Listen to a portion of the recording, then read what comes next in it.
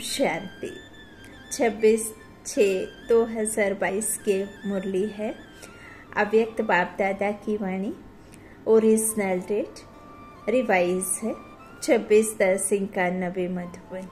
तपस्या का प्रत्यक्ष फल खुशी। आज बाप दादा अपने सर्व तपस्वी राज बच्चों को देख रहे हैं। तपस्वी भी हो और राज अधिकारी भी हो, इसलिए तपस्वी राज हो। तपस्या अर्थात राज्य अधिकारी बनना।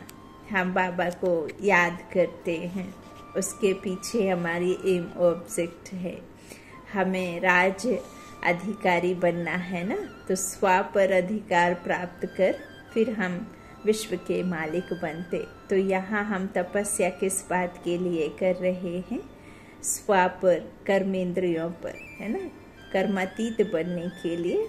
हम पुरुषार्थ किस बात के लिए कर रहे हैं? पुरुष को उत्तम बनाने के लिए, आत्मा को उत्तम बनाने के लिए। तो यह संगम युग है, उत्तम बनने का युग है। तो इसलिए तपस्या अर्थात राज्य अधिकारी बनना। तपस्या राजा बनाती है, तो सभी राजा बने होना। तपस्या का बल क्या फल देता है? अधीन से अधिकारी अर्थात राजा बना देता है, वैगर से प्रिंस बना देता है ना। तो अभी तो सब वैगर हैं, इसलिए गायन भी है कि तपस्या से राज्य भाग्य प्राप्त होता है। तो भाग्य कितना श्रेष्ठ है! ऐसा भाग्य सारे कल्प में किसी को भी प्राप्त नहीं हो सकता। इतना बड़ा भाग्य है जो भाग्य विधाता को अपना बना दिया है। वाह वाह वाह वाह। तो एक भाग्य अलग मांगने की आवश्यकता नहीं है। भाग्य विधाता से सर्व भाग्य वर्षे में ले लिया है। अब जिसे दुनिया ढूंढ रही है वही आपका हो गया, तो आपको बाकी रहा ही क्या ढूंढने के लिए? तो भाग्य विधाता के बच्चे बन गए तो भाग्यशाली तो हम वैसे ही हो गए। तो भाग्य विधाता से सर्व भाग्य वर्षे में ले लिया है। मांगने की क्या आवश्यकता है जब उसके साथ हमारा संबंध ही हो गया है ना। और एक पिता और बच्चे का संबंध, तो बाप का सब कुछ बच्चे का हो जाता है। तो वर्षा कभी मांगा नहीं जाता है। सर्व भाग्य भाग्य विधाता ने स्वयं ही दिया है। तो इसीलिए हमने क्या किया? अब सारे कल्प में किसी को भी इतना श्रेष्ठ भाग्य प्राप्त नहीं हो सकता ना। तो देखिए हमने इतना बड़ा भाग्य बना लिया अपना खुद का। तो इसमें एक भाग्य अलग अलग थोड़े ना कोई मांगेगा, सर्व भाग्य वर्षे में ले लिया। तो इस तरह बाप के मुरली के महावाक्यों में इतनी गुहा राज और इतने प्यारे प्यारे बाबा हमारे लिए लिखते हैं। तो वर्षा कभी मांगा नहीं जाता है ना।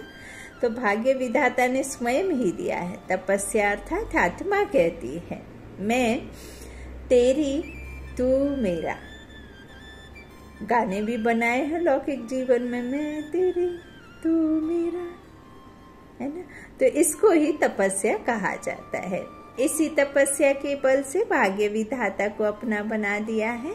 भाग्य विधाता बाप भी कहते हैं मैं तेरा तू मेरी, आत्मा कहती है ना।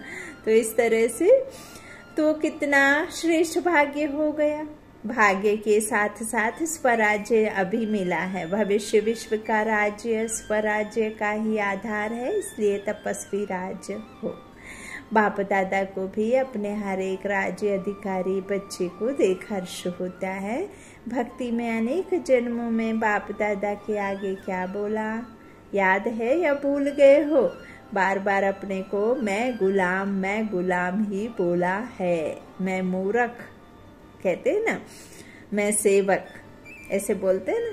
तो आत्मा बोलती है खुद को मैं गुलाम तेरा। बाप कहते हैं मैं बच्चों को क्या करते हैं? बाप कहते हैं मेरे बच्चे और गुलाम। सर्वशक्तिमान के बच्चे और गुलाम शोभता है। बाबा कहते भी हैं बच्चे तुमने भक्ति में कहा कि मुझे चरणों की धूल चाहिए। अब मेरे चरण तो है नहीं, तुम बच्चों को धूल मैं क्यों बिठाऊंगा? और मेरे चरणों में क्यों बिठाऊंगा? मैं तो मस्तक मणि बनाकर तुम बच्चों को, सर ताज बना करके तुम बच्चों को अपने सर से भी ऊपर श्रेष्ठ से श्रेष्ठ दुनिया का मालिक बनाता हूँ, देवी देवता बनाता हूँ। तुम बच्चे चरणों की धूल नहीं, तुम बच्चे तो मेरे सर का ताज बच्चे हो। मुझे गले में कोई फूल माला पहनाने की आवश्यकता नहीं। फूल माला तो तुम देवी देवता जब बनते हो तो तुम्हारे गले में विजयी हार पड़ता है। बाबा कहते हैं बच्चे, तुमको गुलाम शोभता नहीं है, क्योंकि तुम कोई गुलाम के बच्चे नहीं हो। तुम तो विश्व के मालिक, विश्व पिता, सर्वशक्तिमान, ज्ञान सूर्य, ज्ञान सागर, ज्ञान दाता, शांति के सागर, सुख करता, दुख हारता के बच्चे हो, मर्सीफुल बाप के बच्चे हो। तुम भला कैसे किसी के गुलाम हो सकते हो? तुम्हारे सब गुलाम हो सकते, तुम्हारी कर्मेंद्रियां तुम्हारे गुलाम बन सकती, लेकिन तुम बच्चे किसी के गुलाम नहीं बन सकते। यह सब बाबा आत्मा के लिए कहते हैं। तो यह सब बाबा कहते हैं तुम्हें शुभता नहीं है। इसलिए बाप ने मैं गुलाम तेरे के बजाय क्या अनुभव कराया, मैं तेरा तो गुलाम से राजा बन गए। अभी भी कभी गुलाम तो नहीं बनते हो। गुलामपन के पुराने संस्कार कभी इमर्ज तो नहीं होते हैं। माया के गुलाम होते हो, है ना, माया के गुलाम बनते हैं ना, तो राजा कभी गुलाम नहीं बन सकता है। गुलामपन छूट गया व कभी कभी अच्छा लगता है। तो तपस्या का बल बहुत श्रेष्ठ है। और तपस्या क्या करते हो? तपस्या में मेहनत करते हो। बाप दादा ने सुनाया था कि तपस्या क्या है, मौज मनाना। तपस्या अर्थात बहुत सहज नाचना और गाना, बस ऐसे नहीं, पैरों का डांस नहीं कहा बाबा ने।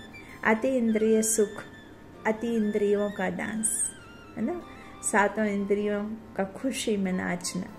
परमात्मा मिला इस बात की खुशी, हम ईश्वर के बच्चे हैं इस बात की खुशी, ईश्वरीय पाठशाला में पढ़ रहे हैं इस बात की खुशी। हम बाबा ने हमें ढूंढा है, कोटों में कोई में भी कोई विशेष आत्मा चुना है सब। और उससे भी कहीं जास्ती बात, बड़ी बात है कि बाबा ने सेवाधारी बना दिया, है ना। तो इस तरह मौज मनाना, सहज डांस करना, नाचना गाना सहज होता है, वह मुश्किल होता है, मनोरंजन होता है, वह मेहनत होती है। तो तपस्या में क्या करते हो? तपस्या का प्रत्यक्ष फल है खुशी, अंदर से, बाहर से नहीं, दिखाने के लिए नहीं। सहन शक्ति अंदर की, बाहर से नहीं कि अभी थोड़े समय के लिए सह लिया और पीठ पीछे सामने वाले ने, जिसने तुम्हें गुस्सा दिलाया या क्रोध में आए या बुरा भला कहा, उसके बारे में और ज़्यादा बुरा भला, जब तक बदला ना हो जाए। तो ऐसे वाला खुशी और ऐसे वाला सहन शक्ति नहीं। सहना माना भूल जाना, डॉट रखना, बिंदु लगा देना, है ना, तभी तो सिंधु के पास जा पाएंगे। तो खुशी में क्या होता है? प्रत्यक्ष फल बाबा कहते, प्रत्यक्ष फल है खुशी। तो खुशी में क्या होता है? नाचना, तपस्या अर्थात खुशी में नाचना और बाप के और अपने आदि अनादि स्वरूप के गुण गाना। आदि हमारा स्वरूप जो देवी देवता का, अनादि हमारा लाइट स्वरूप, है ना, शक्ति चैतन्य आत्मा। तो इन दोनों का गुण। तो यह गीत कितना बड़ा और कितना सहज है, इसमें गला ठीक है व नहीं है, ठीक है, इसकी भी जरूरत नहीं है। निरंतर यह गीत गा सकते हो, निरंतर खुशी में नाचते रहो। तो तपस्या का अर्थ क्या हुआ? नाचना और गाना कितना सहज है। माथा भारी उसका होता है जो छोटी सी गलती करते हैं, है ना। बाबा का ये गीत भी कितना प्यारा है ना। जमाने की सारी खुशी मिल गई है, हमें तुम मिले, जिंदगी मिल गई है। जमाने की सारी खुशी मिल गई है, हमें तुम मिले जिंदगी मिल गई है। अच्छा, ब्राह्मण जीवन में कभी किसका माथा भारी हो नहीं सकता। हॉस्पिटल बनाने वालों का माथा भारी हुआ, ट्रस्टी सामने बैठे हैं ना, माथा भारी है। जब करण करावनहार बाप है तो आपको क्या बोझ है। जब मालिक है तो नौकर को क्या चिंता है ना, अपना काम करो बस। करण करावनहार बाप मालिक है, वो कराने वाला है। तो फिर हमें चिंता कैसी, तेरा तेरा तेरा, मेरा है ही क्या। तो यह तो निमित्त बनाकर भाग्य बनाने का साधन बना रहे हो। आपकी जिम्मेवारी क्या है। बाप के बजाय अपनी जिम्मेवारी समझ लेते हैं तो माथा भारी हो जाता है। मेरा मेरा जब आ जाता है ना तो माथा भारी हो जाता है। ठीक वैसे ही जैसे हम किसी किराए के मकान में रहते हैं तो क्या करते हैं, परवाह नहीं रहती ना, कुछ भी होए मेरा थोड़े ना है, जो मैं इसे साथ संभाल करूं, सज्जा करूं और इसको मेंटेनेंस करूं, ये करूं वो करूं, है ना। थोड़े समय रहना फिर चले जाना है। ऐसे ही हम भी यहाँ मुसाफरी के लिए आए हैं, जब तक है तब तक ठीक है, फिर बस खुश। तो इस तरह से माथा भारी कब होता है, जब आप मेरा मेरा कहते हैं, है ना। तो बाबा कहते हैं तभी होता है मुश्किल। बाप सर्वशक्तिमान मेरा साथी है तो क्या भारीपन होगा। छोटी सी गलती कर देते हो, मेरी जिम्मेवारी समझते हो तो माथा भारी होता है। तो ब्राह्मण जीवन ही नाचो गाओ और मौज करो। सेवा चाहे बाचा है चाहे कर्मणा, यह सेवा भी एक खेल है। सेवा कोई और चीज नहीं है। सेवा क्या है, खेल ही तो है। कोई दिमाग के खेल होते हैं, कोई हल्के खेल होते हैं, लेकिन है तो खेल ना। दिमाग के खेल में दिमाग भारी होता है क्या। तो यह सब खेल करते हो तो चाहे कितना भी बड़ा सोचने का काम हो, अटेंशन देने का काम हो, लेकिन मास्टर सर्वशक्तिमान आत्मा के लिए सब खेल है, ऐसे है कि नहीं। तो बात थोड़ा थोड़ा करते करते थक जाते हो। मेजॉरिटी अथक बनते हो, लेकिन कभी कभी थोड़ा थक जाते हो। यही योग का प्रयोग सर्व खजानों को, चाहे समय, चाहे संकल्प, चाहे ज्ञान का खजाना व स्थूल तन भी अगर योग के प्रयोग की रीति से प्रयोग करो तो हर खजाना बढ़ता रहेगा। इस तपस्या वर्ष में योग का प्रयोग किया है ना। क्या प्रयोग किया है, इस एक खजाने का प्रयोग करो। कैसे प्रयोग करो, कोई भी खजाने को कम खर्चा और प्राप्ति अधिक, मेहनत कम सफलता ज्यादा, इस विधि से प्रयोग करो। जैसे समय को व संकल्प को उठाओ, यह श्रेष्ठ खजाने हैं।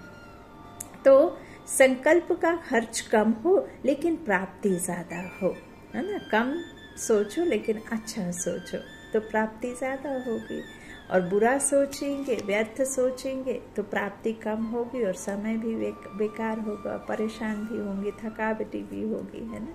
तो संकल्प का खर्च कम हो लेकिन प्राप्ति ज्यादा हो। जो साधारण व्यक्ति 2-4 मिनट संकल्प चलाने के बाद, सोचने के बाद सफलता या प्राप्ति कर सकता है, वह आप 1-2 सेकंड में कर सकते हो। जिसको साकार में भी ब्रह्मा बाप कहते थे, कम खर्चा वाला नशीन। खर्च कम करो लेकिन प्राप्ति 100% हो, 100 गुना हो। इससे क्या होगा, जो बचत होगी, चाहे समय की चाहे संकल्प की, तो बचत को औरों की सेवा में लगा सकेंगे। दान पुण्य कौन कर सकता है, जिसको धन की बचत होती है। मांग करके तो दान पुण्य नहीं करते, हाँ। तो जिसको बचत होती है, अगर अपने प्रति लगाने जितना ही कमाया और खाया तो दान पुण्य कर नहीं सकेंगे। बाबा कहते हैं हमारे सर पर कितना बड़ा बोझ है। जन्म जन्मांतर के विकर्म तो है ही, साथ साथ सिख जन्म के भी होंगे, और आने वाले फ्यूचर के लिए इकट्ठा भी करना है। तो उसका हिसाब चुकतू करना, इस जन्म का चुकतू करना और इकट्ठा करना आने वाले समय के लिए। ऐसे नहीं कि कमाया खाया और सो गए, है ना, ऐसा तो नहीं है ना। तो इस तरह से होगा तभी तो दान पुण्य कर सकेंगे ना, नहीं तो फिर जितना ही कमाया और खाया तो दान पुण्य के नहीं कर सकेंगे। योग का प्रयोग यही है, कम समय में रिजल्ट ज्यादा, कम संकल्प से अनुभूति ज्यादा हो, तभी हर खजाना औरों के प्रति यूज कर सकेंगे। ऐसे ही वाणी और कर्म, कम खर्च और सफलता ज्यादा, तब ही कमाल गाई जाती है। बाप दादा ने कमाल क्या की, कितने थोड़े समय में क्या से क्या बना दिया, तब तो कहते हो कमाल कर दी। ओ बाबा आपने कमाल कर दिया। एक का पदम गुणा प्राप्ति का अनुभव करते हो तब कहते हो कमाल कर दिया। जैसे बाप दादा का खजाना प्राप्ति और अनुभूति ज्यादा कराता है, ऐसे आप सब भी योग का प्रयोग करो। सिर्फ यह गीत नहीं है कि बाबा आपने कमाल कर दिया, आप भी तो कमाल करने वाले हो, करते भी हो, लेकिन तपस्या के चलते हुए समय में मेजॉरिटी की रिजल्ट क्या देखी। तपस्या का उमंग उत्साह अच्छा है, अटेंशन भी है, सफलता भी है, लेकिन स्वयं प्रति सिर्फ खजाने यूज ज्यादा करते हो। अपनी अनुभूतियां करना यह भी अच्छी बात है, लेकिन तपस्या वर्ष स्वयं प्रति और विश्व सेवा प्रति ही दिया हुआ है। तपस्या के वाइब्रेशंस विश्व में और तीव्र गति से फैलाओ। जो सुनाया कि योग के प्रयोग को और अनुभव की प्रयोगशाला में प्रयोग की गति को बढ़ाओ। वर्तमान समय सर्वात्माओं को आवश्यकता है आपके शक्तिशाली वाइब्रेशंस द्वारा, वायुमंडल द्वारा परिवर्तन होने की। इसलिए प्रयोग को और बढ़ाओ। इस समय संसार में प्रेम देना कोई नहीं चाहता, नहीं जानता, लेकिन प्रेम के भूखे सब हैं।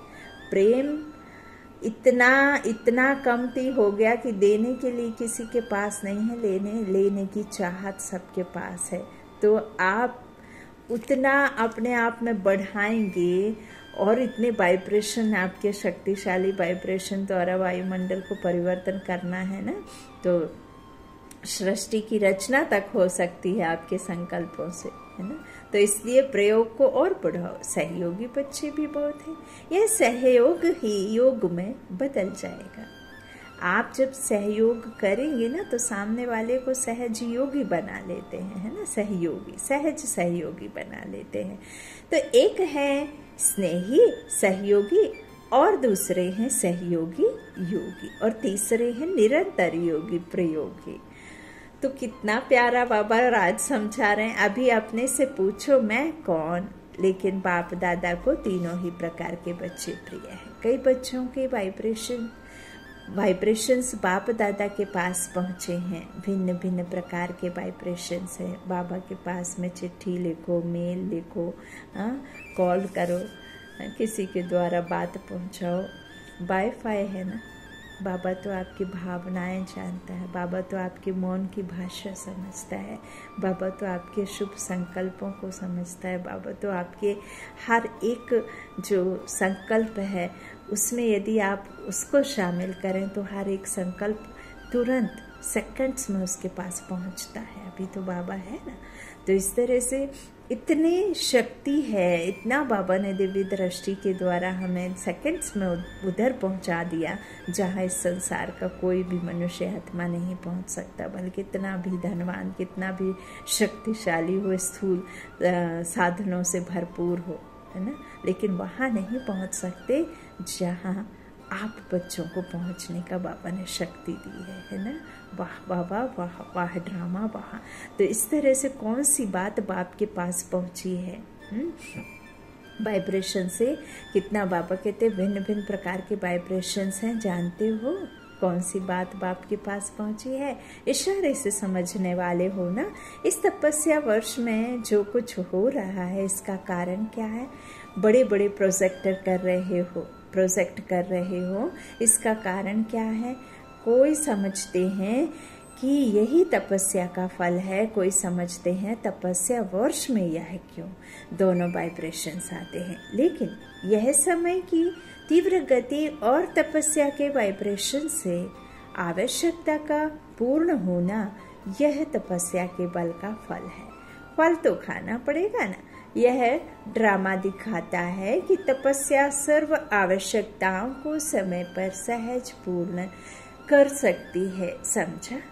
क्वेश्चन नहीं उठ सकता है कि यह क्यों हो रहा है, और जहाँ क्वेश्चन है वहाँ बाबा का साथ कैसे होगा, क्योंकि आपको निश्चय ही नहीं है। और आपको निश्चय नहीं है, उस वजह से आप निश्चिंत नहीं हो पाते हैं। क्या, क्यों, कैसे, कहाँ में चले जाएंगे, तो डंडी क्वेश्चन मार्क की सदा कुत्ते की पूंछ जैसे तिरछी ही रहती है ना। डॉट बनना है, क्योंकि बाबा की किसी भी महावाक्य पर क्वेश्चन उठना माना आप खुद का कल्याण कर रहे हैं, है ना। तो सुनी सुनाई बातों में और परमात्मा के मत में कितना फर्क है ना। एक सत्य है और एक असत्य है। आपको सत्य पर यदि क्वेश्चन उठते हैं तो फिर आप कैसे सीट पर सेट है ना। तो इस तरह से क्वेश्चन नहीं उठ सकता है कि यह क्यों हो रहा है।